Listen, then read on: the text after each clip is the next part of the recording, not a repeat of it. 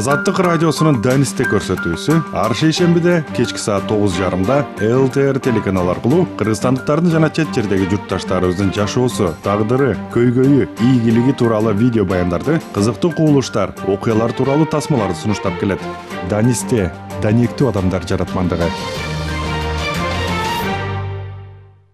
О мобилдик операторунан 4G Wi-Fi Wingle. Бул жөн гана модем эмес. Wingle Wi-Fi таратат. Дароо азыр 4G Wi-Fi Wingle'ды болгону 1 сомго сатып ал. Шашылыңыздар. Акциянын иштөө мөөнөтү жана түзүлүштөрдүн саны чектелген. 4G бул О.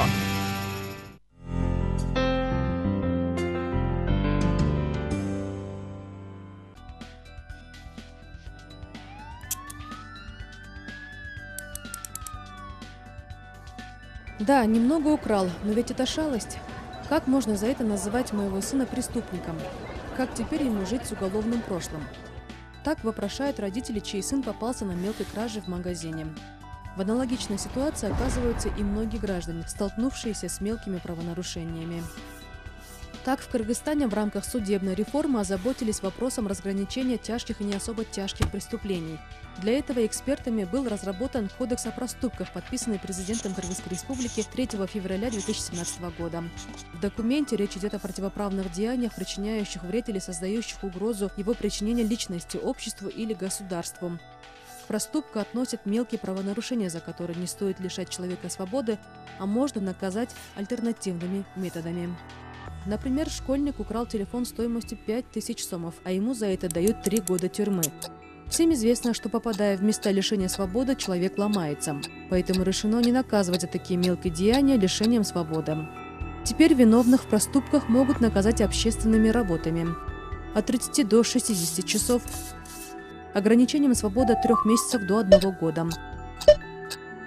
Лишением права занимать определенные должности или заниматься определенной деятельностью от 6 месяцев до 2 лет.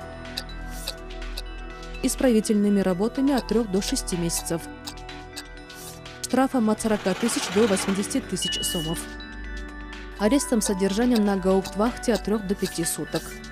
И вправду, если видно, что человек раскаялся, признал свою вину, возместил ущерб потерпевшему, зачем его сажать в тюрьму? Введение общественных работ снизит нагрузку на сотрудников уголовно-исправительной системы, позволит сократить расходы на содержание заключенных.